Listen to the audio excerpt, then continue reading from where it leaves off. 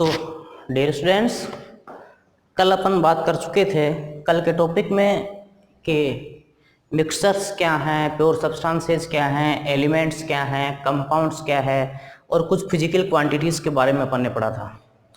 आज अपन कुछ लॉज के बारे में पढ़ेंगे।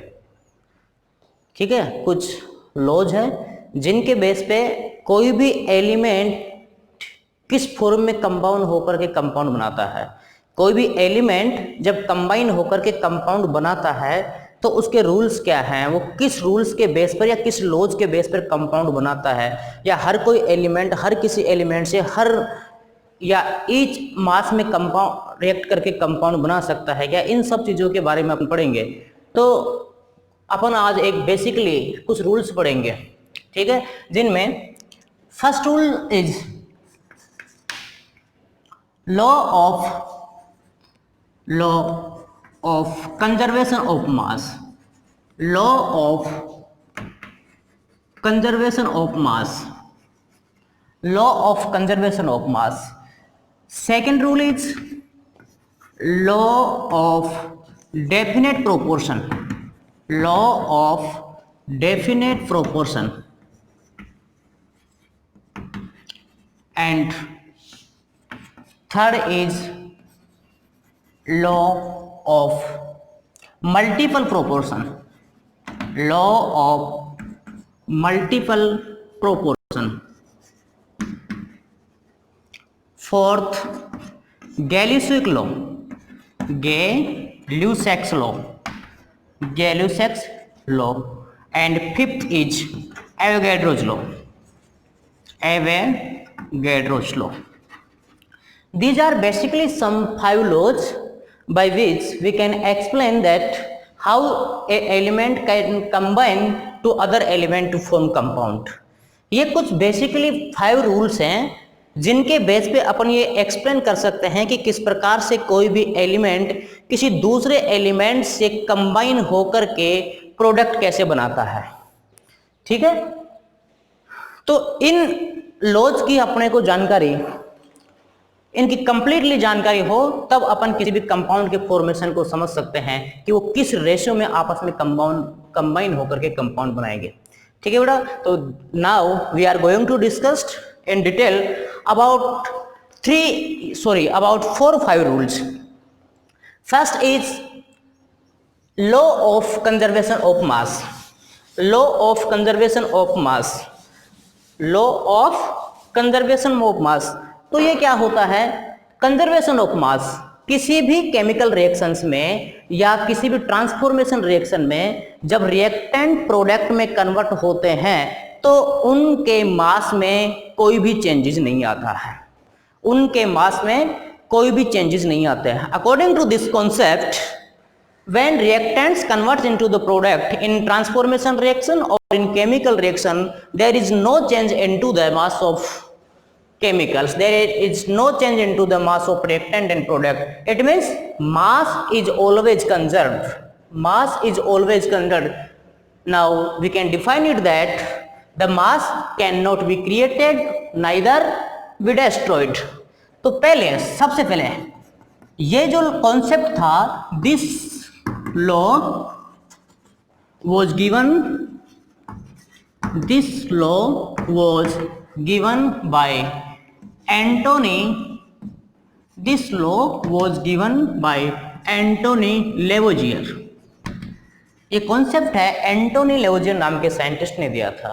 According to this law, according to this it means अपन ऐसे लिख सकते हैं कि it states that in a chemical reaction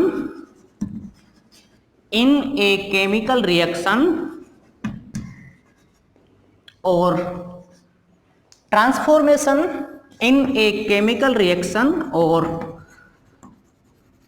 transformation, mass of an matter is always conserved. Is always conserved. It means mass It means mass cannot be created, mass cannot be created nor destroyed, nor destroyed. Okay ये एंटोनी लेवजियर ने ये concept दिया था कि किसी भी chemical reaction और transformation में मास को अपन डिस्ट्रॉय भी नहीं कर सकते हैं और मास को अपन क्रिएट भी नहीं कर सकते हैं, but mass can be converted into one form to another form, mass can be converted into one form to another form. It means mass is always conserved into the reactions, right? इसके कुछ examples पढ़ते हैं बेटा अपन, इसके कुछ examples पढ़ रहे हैं। एंटोनी लेवजियर ने क्या किया था कि कुछ कंब्यूशन रिएक्शंस की स्टडी की और उस कंब्यूशन रिएक्शंस के बेस पे उन्होंने ये डिस्कस किया था कि जितना मास टोटल रिएक्टेंट पार्टिकल्स का है after the completion of the reaction the total mass of product is equal to the total mass of reactant before the reaction।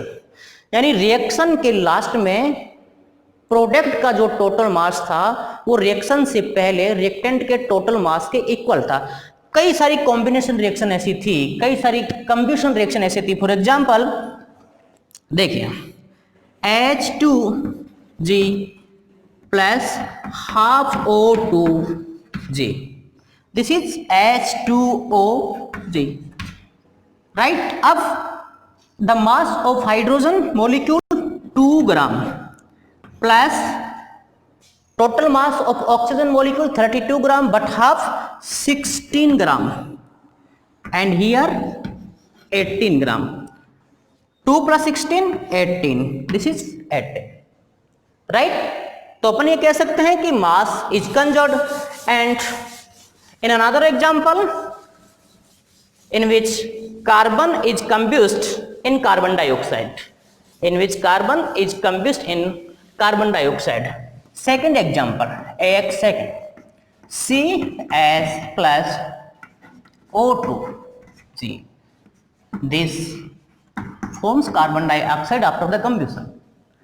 now 12 gram plus 32 gram and carbon 12 gram plus 2 and 16 gram, okay, 44 gram and 12 plus 2 into 16 32 plus 12 44 gram, we can say that mass is conserved। third example, when the calcination reaction of calcium carbonate, when calcium carbonate is heated into the absence of air, then we find that calcium carbonate is just converted into the calcium oxide and carbon dioxide gas। for example CaCO3, this is solid in state, when it is heated then it converts into calcium oxide plus CO2, right? Ca atomic mass 40 gram plus carbon 12 gram plus 3 into 16 directly लिख रहा हूं मैं 14 8 ग्राम 40 52 plus equal to 100 gram। in product side calcium 40 gram plus oxygen 60 gram plus carbon 12 gram plus 2 into 60 32 gram। now 44 60 and 100 gram। on the basis of all the examples we can say that in 3 of the examples the mass is conserved। now according to Anthony Leverger's concept, it is clear that in a chemical reaction or transformation reaction the mass of the reactant is equal to the mass of the product after the completion of the reaction। ठीक है बेटा, तो यह है जो rule, पहला जो rule था conservation of mass. Okay, now second rule is law of definite proportion. Law of definite proportion, law of definite proportion. Second, law of definite proportion. Definite proportion, देखिए लॉ ऑफ डेफिनेट प्रोपोर्शन, इसका simple सा concept ये है। पहली बात तो ये law of definite proportion थे, एक फ्रेंच केमिस्ट थे जोसेफ प्राउस्ट, उन्होंने इसको सजेस्ट किया था और उन्होंने ये कहा था कि कोई भी एलिमेंट आपस में कंबाइन होकर के जो कंपाउंड बनाते हैं, कोई भी एलिमेंट आपस में कंबाइन होकर के जो कंपाउंड बनाते हैं, वो कंपाउंड जो बनते हैं वो एलिमेंट के सिंपल रेशियो में बनते हैं। जो कंपाउंड बनते हैं उनमें एलिमेंट का जो रेशियो होता है वो सिंपल होता है। ठीक है बेटा, according to this concept by Joseph Proust, who is a French chemist, suggested that when elements combine to form compound, then there is a certain ratio of elements into the compound, right? तो अपन इसको कैसे लिख सकते हैं बेटा? First, this law was suggested by Joseph Proust. This law was suggested by Joseph Proust. According to this concept, तो मैं अपन कैसे लिख सकते हैं? According to this concept,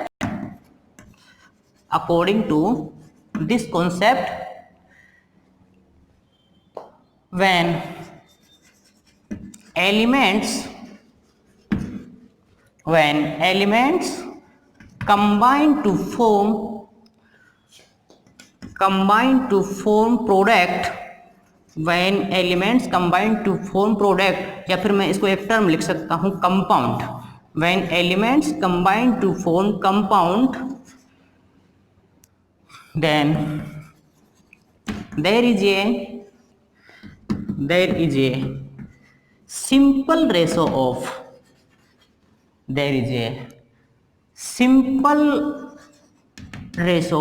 elements.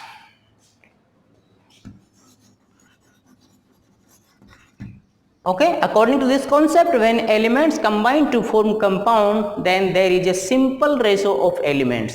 जब कोई भी एलिमेंट्स आपस में कंबाइन होकर के कंपाउंड बनाते हैं तो उस कंपाउंड में एलिमेंट्स का जो रेशियो होता है वो बिल्कुल सिंपल होता है, यानी फिक्स रेशियो होता है। इस कॉन्सेप्ट को अपन ये भी लिख सकते हैं कि in a compound there is a certain proportion of the element, in a compound there is a certain proportion of element. So this concept या this law is also known as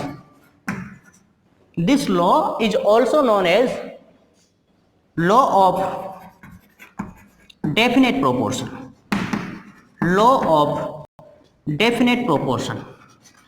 This law is also known as a law of definite proportion. Definite proportion का law भी इसे अपन कहते हैं। वो क्यों कहते हैं बेटा? कि कोई भी एलिमेंट आपस में कंबाइन होकर के जो कंपाउंड बनाता है, उस कंपाउंड में उस एलिमेंट का जो प्रोपोर्शन होता है, वो रेशो होता है, वो बिल्कुल फिक्स होता है। ठीक है, ये इस चीज पे डिपेंड नहीं करेगा कि उस कंपाउंड का सोर्स क्या है। इस कंपाउंड का सोर्स क्या है वो कैसे कह सकते हैं अपन? देखिए, उसको अपन इजीली डिफाइन इस प्रकार से कर सकते हैं कि जोसेफ प्राउस्ट जो एक केमिस्ट थे, उन्होंने जनरली एक एक्सपेरिमेंट किया। जोसेफ प्राउस्ट जो एक केमिस्ट थे, उन्होंने एक एक्सपेरिमेंट ये किया कि क्यूप्रिक कार्बोनेट यानी कि Cu+2 cupric plus CO3 minus carbonate का फॉर्मूला आयन का, तो उन्होंने एक क्यूप्रिक कार्बोनेट लिया। This is cupric carbonate. ये नेचुरल ओरिजिन से उन्होंने एक क्यूप्रिक कार्बोनेट लिया। बट उन्होंने दूसरा एग्जाम्पल लिया, उसमें क्यूप्रिक कार्बोनेट ये सिंथेटिक उन्होंने लैब में सिंथेटाइज किया, क्यूप्रिक कार्बोनेट को उन्होंने लैब में बनाया। अब इसमें उन्होंने ये देखा कि वास्तव में ये रूल सही है क्या कि इस कंपाउंड में कॉपर का, कार्बन का और ऑक्सीजन का जो परसेंटेज रेशियो सही है क्या ये फिक्स रेशियो में आपस में कंबाइन होकर के कंपाउंड बनाते हैं क्या। उन्होंने ये देखा, तो उन्होंने देखा कि क्या यहां पर क्या है बेटा, परसेंटेज ऑफ कार्बन, तो उन्होंने लिखा परसेंटेज ऑफ कार्बन। फिर उसमें क्या, सॉरी, परसेंटेज ऑफ कॉपर, क्योंकि क्यूप्रिक कार्बोनेट में क्या है, कॉपर भी है, कार्बन भी है और ऑक्सीजन है, परसेंटेज ऑफ कॉपर। फिर उन्होंने देखा क्या कि परसेंटेज रेशो ऑफ कार्बन। फिर एक चीज और क्या कि percentage ratio of oxygen, percentage ratio of oxygen, percentage ratio of carbon और percentage ratio of copper. Okay, ये जो क्यूप्रिक कार्बोनेट था उन्होंने नेचुरल क्यूप्रिक कार्बोनेट लिया। फिर दूसरा उन्होंने इसका आइसोमर जो इसका जो बनाया क्यूप्रिक कार्बोनेट, इन्होंने लैब में सिंथेसाइज किया। तो इसमें भी क्या है, percentage ratio of copper, percentage ratio of carbon and the percentage ratio of oxygen.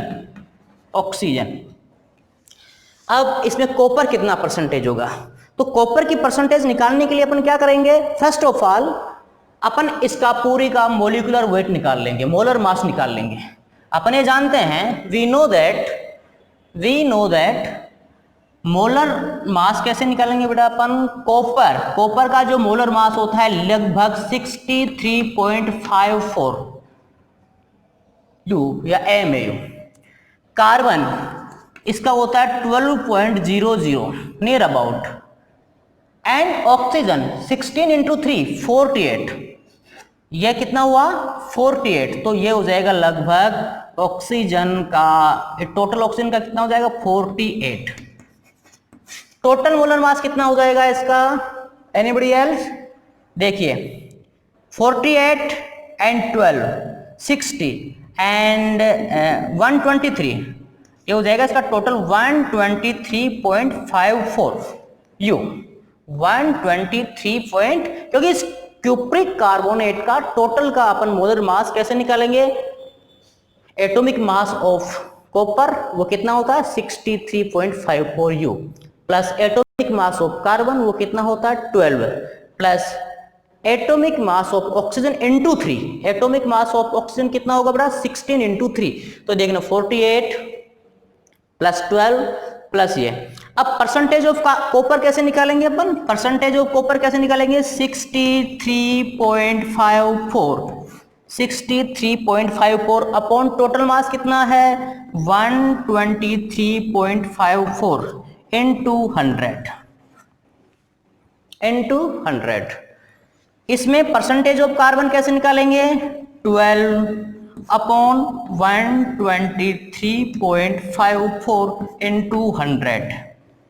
इसमें परसेंटेज ऑफ ऑक्सीजन कैसे निकालेंगे, देखें टोटल, तो 48 अपॉन 123.54 इंटू 100, राइट। सेम इसको रिपीट कर देंगे अपन 63.54 upon 123.54 into 100, same 12 into 100 upon 123.54, next 48 into 100 upon 123.54। अब इन दोनों को अपन कैलकुलेशन करें, percentage ratio in natural cupric carbonate and the percentage ratio of constituent elements in synthetic cupric carbonate, then find that in each of the element there is a certain ratio, यानी कि इसका ये value जो अपनी किसकी है natural synthetic cupric carbonate में copper का परसेंटेज ये है वही सिंथेटिक में है। नेचुरल क्यूप्रिक कार्बोनेट में अपने पास में कार्बन का जो रेशियो वो होगा वही सिंथेटिक में होगा, जितना ऑक्सीजन का होगा उसका ही होगा। इसका मतलब ये हुआ कि भले ही अपन कंपाउंड का ओरिजिन कुछ भी हो, कंपाउंड का ओरिजिन कुछ भी हो, बट उस कंपाउंड में जो एलिमेंट्स कंबाइन हो रहे हैं, जो कॉन्स्टिट्यूएंट एलिमेंट्स हैं, उनका रेस्पेक्टिव रेशो ऑलवेज सेम होता है। वो इस पे डिपेंड नहीं करता है कि उस कंपाउंड का ओरिजिन क्या है, but it is always clear that it is always true that when the elements combine to form compound, they should always combine into the certain ratio, into the certain proportion of elements by weight। ठीक है बेटा, ये wait के एक certain ratio में ही आपस में combine होकर के कंपाउंड बनाएंगे, भले ही आप उस कंपाउंड का सोर्स कुछ भी हो। अब एग्जांपल मान लीजिए वाटर, एक डिस्टिल वाटर भी होता है जो किसी रिएक्शन में बनता है, समझ रहे हो नहीं, किसी रिएक्शन में बनता है, जैसे रेस्पिरेशन हो गया, फोटोसिंथेसिस हो गया, किसी भी रिएक्शन में वाटर परफॉर्म हो रहा है या वाटर प्रोड्यूस हो रहा है, राइट। एक वाटर है अपने पास में टैप वाटर, एक वाटर है अपने पास में मॉइस्चर वाटर। वाटर तो वाटर है, वाटर चाहे वो टैप वाटर हो, वाटर चाहे वो मॉइस्चर वाटर हो, वाटर चाहे वो किसी भी रिएक्शन में प्रोड्यूस हुआ हो वो वाटर हो, बट वाटर का फॉर्मूला क्या है, H2O। और वाटर कौन कौन से एलिमेंट से मिलकर बना हुआ है, हाइड्रोजन एंड ऑक्सीजन से। तो उस वाटर का सोर्स भले ही कुछ भी हो, मगर उस वाटर में हाइड्रोजन और ऑक्सीजन का रेशो होगा, सिंपल रेशो होगा, वो ऑलवेज 1:8 ही होगा। चाहे उसका सोर्स टैप वाटर हो, चाहे उसका सोर्स सी वाटर हो, चाहे उसका सोर्स ट्यूबवेल वाटर हो, चाहे उसका सोर्स रिएक्शन में बना हुआ पानी हो, रिएक्शन में बना हुआ वाटर हो। ठीक है बेटा, तो अपन ये कह सकते हैं कि according to law of definite proportion, the elements in a compound always combine in a certain ratio by their weight, right? Now third rule अपन पढ़ेंगे, third law of multiple proportion, law of multiple proportion, law of multiple proportion। We have completed 2 laws, now third is law of multiple proportion, law of multiple proportion,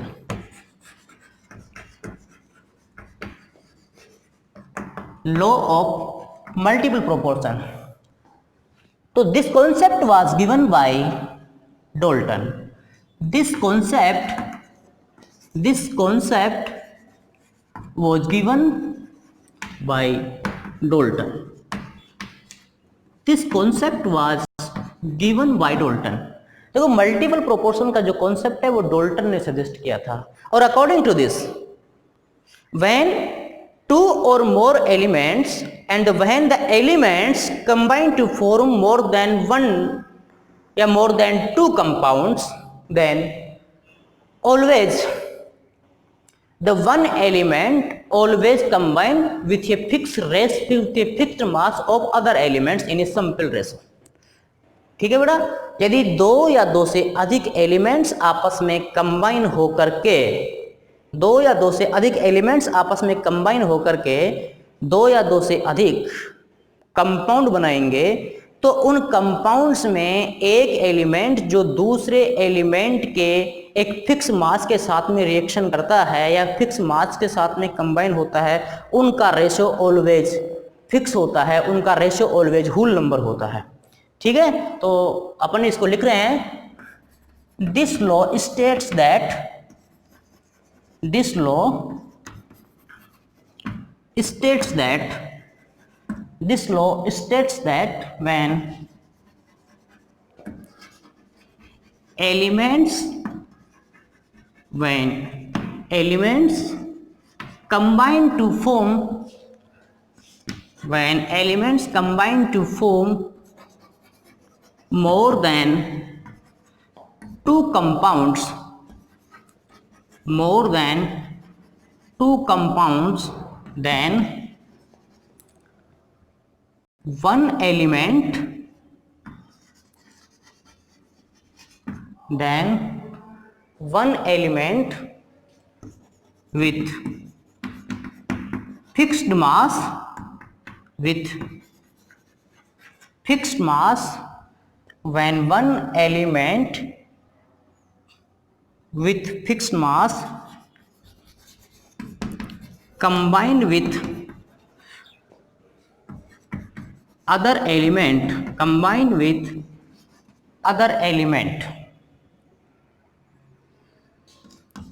always in simple whole number, always in simple whole number, right बेटा। इसके concept के according जब elements आपस में combine हो करके 2 और 2 से अधिक 2 या 2 से अधिक कंपाउंड फॉर्म करेंगे तो उनमें से एक एलिमेंट का जो फिक्स मास होगा वो दूसरे एलिमेंट के मास से एक सिंपल होल रेशियो में कंबाइन होगा, दूसरे एलिमेंट के मास से वो सिंपल होल रेशियो में कंबाइन होगा। अब इसको अपन कैसे एक्सप्लेन कर सकते हैं, देखिए फॉर एग्जांपल मैं इसको रफ कर रहा हूं।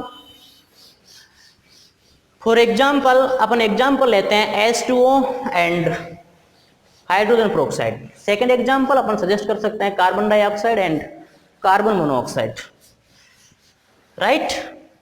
एक एग्जांपल मैं ले रहा हूं यहां पर H2O किससे मिलकर बना हुआ है, hydrogen plus oxygen, hydrogen plus oxygen बनाएंगे वाटर। हाइड्रोजन 2 ग्राम, ऑक्सीजन H2O, ऑक्सीजन क्या होगा बोलिए, H2O 2 ग्राम और 16 ग्राम, दिस इज 18 ग्राम, राइट। अब मैं एक एग्जांपल और ले रहा हूं, देखना हाइड्रोजन प्लस ऑक्सीजन। अब ये वाटर फॉर्म नहीं कर रहे हैं, ये हाइड्रोजन पेरोक्साइड बना रहे हैं, हाइड्रोजन पेरोक्साइड। और अपन ये जानते हैं कि वाटर का फॉर्मूला H2O, हाइड्रोजन पेरोक्साइड का फॉर्मूला H2O2। इसमें भी हाइड्रोजन कितना है बेटा 2 gram plus oxygen 32 gram and this is H2O2, ये कितना बन जाएगा 34 ग्राम, राइट। देखो दो रूल्स अपने पास में आ रहे हैं, 2 + 16 18 यानी conservation of mass, 2 + 32 34 conservation of mass. Now अपने को ये देखना है कि यहां पर भी हाइड्रोजन कंबाइन हो रहा है और ऑक्सीजन कंबाइन हो रहा है, वाटर बना रहा है, और यहां पर भी हाइड्रोजन कंबाइन हो रहा है और ऑक्सीजन कंबाइन हो रहा है, बट वाटर नहीं बना रहा है, हाइड्रोजन पेरोक्साइड बना रहा है। अब ये क्लियर हो गया कि एलिमेंट तो दोनों सेम नेचर के हैं, बट एक फिक्स कंपाउंड बनता है यदि उस बने हुए कंपाउंड में, यदि उस कंपाउंड में उन एलिमेंट्स का एक फिक्स या सर्टेन रेशो ही आपस में कंबाइन होता है तो वो वाटर बनाता है। मगर इस रेशो में ये कंबाइन नहीं होंगे और इस रेशो में कंबाइन होते हैं वो, तो फिर वो हाइड्रोजन पेरोक्साइड बनाता है। इसका मतलब कंपाउंड का बनना, उस कंपाउंड का बनना उन जो कंबाइन होने वाले एलिमेंट्स है उनके रेशो पर डिपेंड करेगा। देखिए उनके रेशो पर डिपेंड कैसे करेगा बेटा, hydrogen 2 gram in water and hydrogen 2 gram in hydrogen peroxide. Water में हाइड्रोजन भी 2 ग्राम है और हाइड्रोजन पेरोक्साइड में भी हाइड्रोजन 2 ग्राम है, बट ऑक्सीजन जब वाटर बनाना है अपने को ऑक्सीजन 16 ग्राम है, but into the case of hydrogen peroxide oxygen 32 ग्राम है। ऑक्सीजन कितना ग्राम है 32 ग्राम, तब वो हाइड्रोजन पेरोक्साइड बनाएगा। तो इसका जो सिंपल रेशो हुआ यानी 2:16 यानी 1:8, और इसका जो सिंपल रेशो होगा 2:32 यानी कि 1:16, यानी कि अब अपने को ये क्लियर हो गया कि यदि हाइड्रोजन एंड ऑक्सीजन 1:8 में, हाइड्रोजन और ऑक्सीजन एलिमेंट्स के एटम 1:8 में आपस में कंबाइन होते हैं तब तो वाटर बनता है। जबकि हाइड्रोजन और ऑक्सीजन एलिमेंट्स के एटम 1:16 में आपस में कंबाइन होते हैं, तब हाइड्रोजन प्रोक्साइड बनता है। तब क्या बनेगा बेटा? Hydrogen peroxide. तो this is law of multiple proportion, right? Now next and fourth है Gay Lussac law. Gay Lussac law, what is Gay-Lussac law? Anybody else you have discussed in 10th class? क्योंकि आप सब लोग 10th क्लास पास करके आए हो, और 10th क्लास पास तभी हुई है जब आपने पढ़ाई की होगी। Gay-Lussac law. Fourth law is Gay-Lussac law. Gay-Lussac law क्या है भाई? गैल्यूसेक लॉ, एनीबडी एल्स? गैल्यूसेक लॉ क्या है? देखिए बेटा, एक सिंपल सा मैं एक मैथमेटिकल डेरिवेशन लिख रहा हूं। गैल्यूसेक लॉ बाय वॉल्यूम भी है, बाय प्रेशर भी है, बाय टेम्परेचर भी है। तो सिंपली अपन पहले गैल्यूसेक लॉ पढ़ेंगे, उसका एक मैथमेटिकल डेरिवेशन है P upon T equal to constant, and P is pressure of certain mass of gas, and T is absolute temperature of certain mass of gas, and K is constant.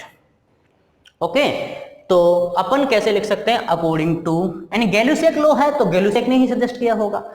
इसको अपन कैसे समझ सकते हैं? According to this rule, according to this concept, according to this concept, according to this concept, the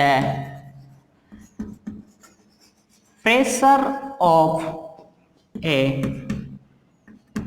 fixed mass of gas, pressure of a fixed mass of gas varies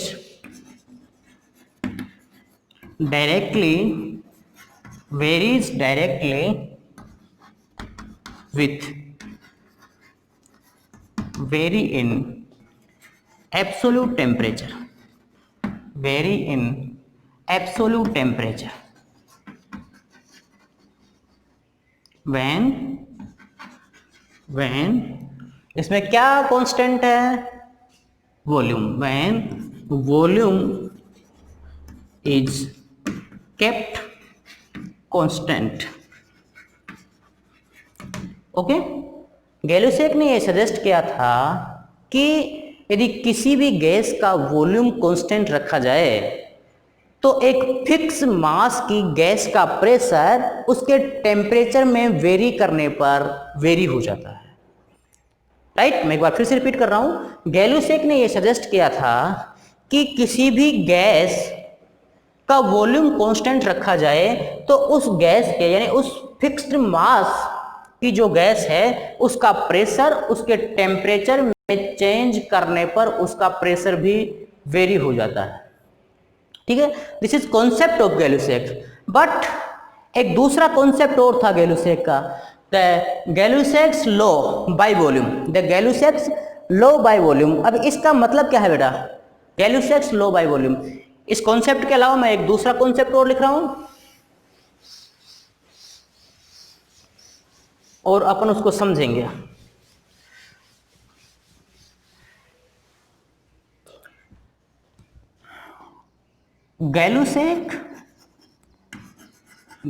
गैल्यूसेक्स law by volume. This law states that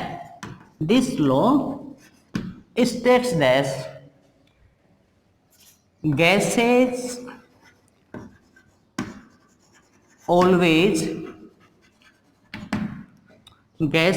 always combine in a certain ratio by volume। Simple सी बात। अब आप इसको कैसे भी लिख सकते हो, gases always combine in a certain ratio by volume, always combine in a certain ratios by volume. ठीक, और आपके जो एनसीईआरटी कॉन्सेप्ट है उसको मैं एक बार बता देता हूं एनसीईआरटी कॉन्सेप्ट में क्या लिखा हुआ है, the ratio between the volume of the reactant gases and the gases products can be expressed in simple whole number. Yes, the ratios between the gaseous reactant, the ratios between the gaseous reactants, the ratios between the gaseous reactants and the gaseous product, the ratios between the volume of, यहाँ पर लिखना between the volume of gaseous reactants and gaseous products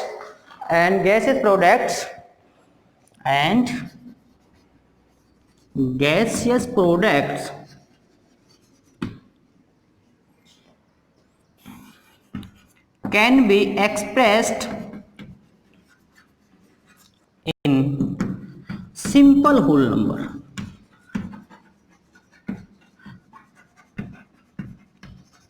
okay, important rules जो मैंने पहले अभी आपको समझाया था, P/T इक्वल टू कॉन्स्टेंट, वो आप समझ गए होंगे। और जो एक एनसीईआरटी में आपका कॉन्सेप्ट लिखा हुआ है वो ये है कि the gases always combine in a certain ratio by volume. एक लाइन है, आप इसको समझ लीजिए, इसका कॉन्सेप्ट समझ लीजिए, the gases always combine in a certain ratio by volume. और इसी को अपन ऐसे लिख सकते हैं, the reaction between the gaseous reactants and the reactions between the volume of gaseous reactants and gaseous products can be expressed in a simple whole number। Right, अब अपन इसको explain करेंगे। अपन इसको एक्सप्लेन कैसे करेंगे बेटा, वो अब ध्यान से समझना। इसको पहले आप कॉपी कर लेना, नोट्सों को वीडियो देखते देखते लिख भी लेना,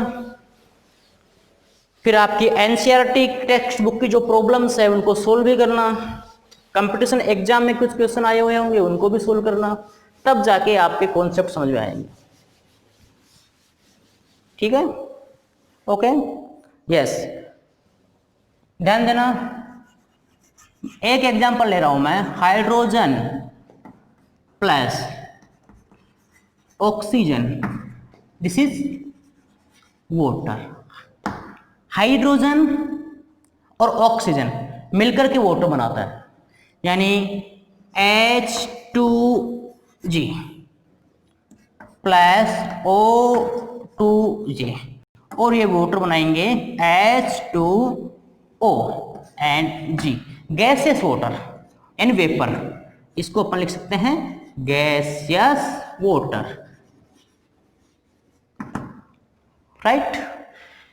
अब इसको बैलेंस करेंगे बेटा अपन, सिंपल सी बात है, हाफ लगा देंगे। अब इस गैस का जो वॉल्यूम होगा, अपन गैलोसियस किलो बाय वॉल्यूम पढ़ रहे हैं ना, इस गैस का, यानी ये हाफ है और ये 1 है, तो इससे जस्ट डबल हुआ, इससे 10 डबल हुआ, तो मैं इसका कितना लिख सकता हूं, 1 volume of H2 gas ratio. ये क्या लिखेंगे बेटा अपन इसको, हाफ, तो इसका मतलब half volume of O2 gas, half volume of O2 gas. और इसका स्टोइकोमेट्रिक कोएफिशिएंट कितना, 1, इसका हाफ, इसका 1, तो यहां पर क्या लिखेंगे अपन, 1 वॉल्यूम ऑफ H2O। कोई प्रॉब्लम नहीं है। अब इसी को मैं इस टाइप से लिख सकता हूं, इसी क्वेश्चंस को, यदि मैं यहां पर हाफ नहीं लगाऊं तो मैं इसको कैसे लिख सकता हूं, हाफ नहीं लगेगा तो देखना H2G प्लस O2G, यहां पर 2H2O, राइट। इसको बैलेंस करेंगे 2H2O। अब केमिकल रिएक्शन देखिए आप, इसका स्टोइकोमेट्रिक कोएफिशिएंट देखिए, इस मॉलिक्यूल यानी कि 2, यानी कि इसके आगे कुछ नहीं है, तो इसका स्टोइकोमेट्रिक कोएफिशिएंट 1, ये 2, तो अब मैं इसको यह कह सकता हूं कि 2 volume of H2 plus 1 volume of O2 gas, फिर यहां पर 2 वॉल्यूम ऑफ H2। देखो ध्यान देना, सेम इन दोनों का कंपैरिजन करोगे तो अब मैं इसको किसी भी प्रकार से लिख सकता हूं कि हाइड्रोजन के 2 मॉलिक्यूल व ऑक्सीजन का 1 मॉलिक्यूल आपस में कंबाइन होकर के वाटर के 2 मॉलिक्यूल बनाएंगे, राइट। इसको मैं ऐसे भी लिख सकता हूं कि हाइड्रोजन गैस का 2 वॉल्यूम, ऑक्सीजन गैस का 1 वॉल्यूम आपस में कंबाइन होकर के गैसेस वाटर के 2 वॉल्यूम बनाएंगे, तो अपने को ये स्टोइकियोमेट्रिक कोफिशिएंट देख करके इनका पता लगा लेना है। अब जनरली मैं आपसे ये क्वेश्चन करूं, क्या ये आप समझ गए बेटा? यस, मैं एक इंपॉर्टेंट एग्जाम्पल के द्वारा आपको समझाने जा रहा हूं। वो कैसे, देखना। यदि मैं 100 ml m small l capital 100 ml of H2 gas 100 ml of H2 gas 50 ml of O2 gas से कंबाइन होती है तो अपने पास में ml of H2 बनेगा। कितना बनेगा? You have to calculate the amount of H2 formed by the combination of 100 ml of H2 plus 50 ml of O2। अपने पास में इक्वेशन क्या है बेटा? केमिकल रिएक्शन क्या है? ये केमिकल रिएक्शन देखिए। अब आपके दिमाग में एक कॉन्सेप्ट आ रहा होगा कि सर 100 ml of H2 और 50 ml of O2 आपस में कंबाइन होगी तो 150 ml of H2 बनेगा। Wrong answer. आपके दिमाग में कॉन्सेप्ट है 100 ml of H2 plus 50 ml of O2 आपस में कंबाइन होगी तो 100 ml of H2 बनेगा। It is wrong. अपने को डायरेक्ट अपना मैथमेटिकल कैलकुलेशन नहीं यूज में लेना है, अपने को क्या करना है, केमिकल कॉन्सेप्ट पे आना है, केमिकल रिएक्शन पे आना है, स्टोइकियोमेट्रिक कोफिशिएंट देखना है। 2 मॉलिक्यूल ऑफ H2 यानी कि 2 volume of H2 1 volume of O2 से रिएक्ट करेगा तो ऑलवेज 2 वॉल्यूम या 2 मॉलिक्यूल ऑफ H2 ही बनाएगा।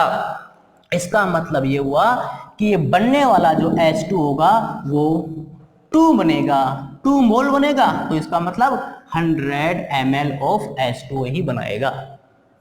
राइट बेटा? कितना बनाएगा वो? 100 ml ऑफ H2। अब देखिए इसी कॉन्सेप्ट के बेस पे आपको पता लगाना है 50 ml ऑफ H2 प्लस ये कितना करेगा। अब मैं एग्जाम्पल लिख रहा हूं कि ये 50 ml ऑफ H2O बना रहा है, तो बताइए O2 कितना चाहिएगा इसमें? तो आप कहोगे सर 50 ml ये है, फिर 50 माइनस 50 0। Wrong answer. कैसे?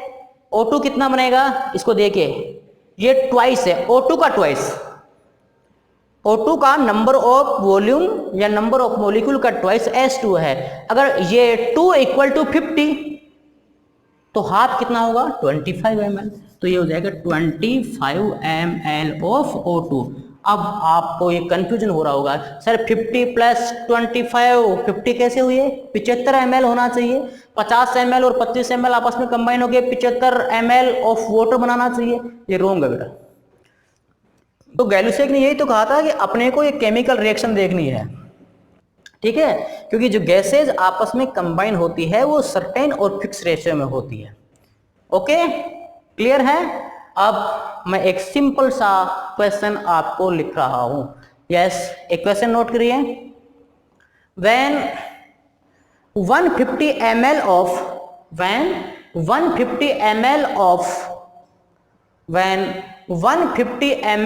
H2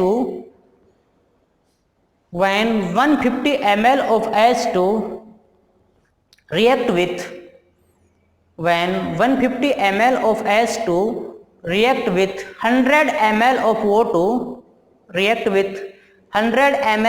O2 then what amount of O2 will be consumed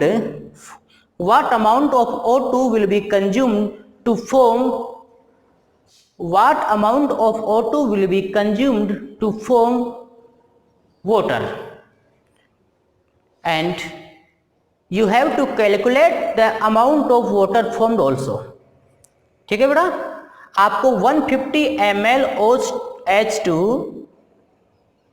water बनाने के लिए कितने ml ऑफ O2 को कंज्यूम करेगा। यदि आपको 100 ml ऑफ O2 दिया गया है तो 100 ml ऑफ O2 में से कितनी ml ऑफ O2 को वो हाइड्रोजन कंज्यूम करेगा ताकि अपने पास में 150 ml H2 बने। क्वेश्चन कर लोगे? ठीक है, तो आज के लेक्चर में अपन ने कौन कौन से रूल्स पढ़े हैं? Laws of conservation of mass, laws of definite proportion, laws of multiple proportion, ठीक है, और फोर्थ रूल है बेटा laws of Gay Lussac, Gay Lussac law by volume of gases. ठीक है, तो आज के लेक्चर में अपन इतना ही पढ़ेंगे, बाकी कल अपन पढ़ेंगे। ठीक है, इन चैप्टर्स को जो मैं टॉपिक करवा रहा हूँ आपको, उनको आपको ध्यान से पढ़ना है।